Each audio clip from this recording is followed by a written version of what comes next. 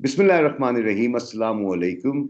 I'm so happy to introduce to you a personality that I have come across recently who is precisely in the field that I'm in and has much wider experience in countries in North Africa, Middle East, Asia Pacific, UK, and North America. The field that she has embraced is organizational development. Her expertise is organizational change and culture design. She heads an organization called Magna People Change Consulting. She's based in the UK and indeed has worked with several organizations, both in the public and the private sector. It gives me great privilege to bring to you Uzma Aitqad. And in this particular segment, I don't want to talk about her work. I want to talk about her.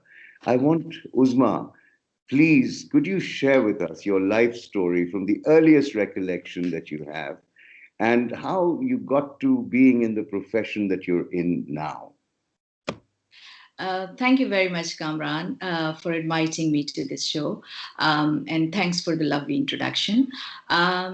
Yes, my early childhood memories. If I look back, I think, first of all, I had a very humble beginning to start with. But I think. Where were you born? Where were you born? I was born in Karachi. So I'm Really? a pure Karachiite. Yes, yes. That's no. So, and I remember that my mother always told me that, you know what, you can achieve anything in life if you set your mind to. So that can-do mindset, I think, has been a great thing that my mother gave me. And that's been always, helping me throughout my journey so far. I've had many falls, but always, whenever I would fall, I would just get this resilience somewhere, that thing that my mother gave me, and I You would back, just come you back. back. All Yeah, you come back, exactly. okay. And there is no harm like in thinking big. I mean, it always pays you back. Just think big, just have big dreams, and just commit to them, and just be focused and work towards those dreams. At what point did you discover? At what point did you discover the need to, fulfill yourself through work that you love? Because I know that when we speak of change, particularly culture design, this is not just a profession for you; it's your passion. So, at what point did you discover this? I think, at the time when I was doing my studies, so at that time, there were mainly two main professions. Either you become a doctor or you become an engineer.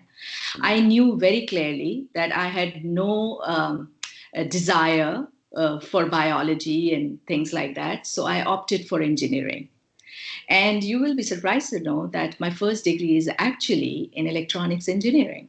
Wow. Okay. And where did you obtain this so from? So I got it from NED and NED University. And then, yes, I became an engineer and I got my first job with Alcatel Telecom. And I was actually designing digital exchanges. So when I think, when I think back, I mean, when I think about that, it really surprises me now that how could I be so technical designing digital exchanges? And how did you Um, switch from electronics engineering into this field? I mean, could you give us a quick snapshot on that? Yeah, sure. So after having spent like 4.5 years with Alcatel, I wanted a change, and that's when I joined British Petroleum as telecoms manager. Uh, and again, I was managing the telecom services for Middle East and Pakistan, and I was also sort of leading projects, doing projects for them.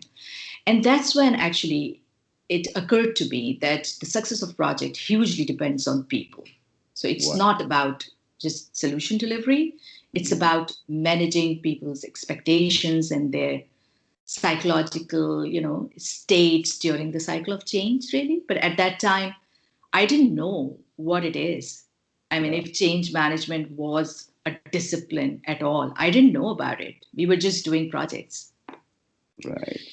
But then, yes, and then, again, this can do mindset, it would always play up. So I was doing, like I said, I started off as telecoms manager for Middle East and Pakistan. And then after 3 years, I think I switched to performance management for a lot bigger region in BP. And there was a time that I was managing 5 sub-regions within BP, most of the world, including Azerbaijan, Australasia, Asia Pacific, North Africa, Middle East, and Pakistan. So it was Wow. huge geography, I was doing. So I would always challenge me. I think that was the thing in me. Wow. Thanks to my mother. Thanks to my mother. And then you Yeah. went on to acquire further education. You seem to be a serial learner, if I may put it that way. Yeah, that's a nice expression, serial learner. So yes, that's absolutely true. I always felt that there's so much to learn and there's so many gaps one has, and I always felt I had a lot of gaps that I should, acquire more knowledge and more. So yes, when I was with BP, I did my MBA as part of like as an executive MBA. I did that, and then when I moved into the UK in 2010, alongside my consulting practice, I sort of enrolled myself into the master's program with Birkbeck College, University of London. And that was on the subject of this change management. So I really wanted to learn about change management, what it is. Wow. Yeah, So I'm so happy that you have not only acquired in this journey of yours experience, but also the kind of knowledge that now enables you to add value to organizations in different parts of the world. And I'm so delighted to learn that you're also very keen to serve companies in Pakistan. And I believe you're planning a visit sometime in May or June of yeah, this year. Well, I hope yes. COVID does not come in the way and that you are able to stay safe and make this trip True.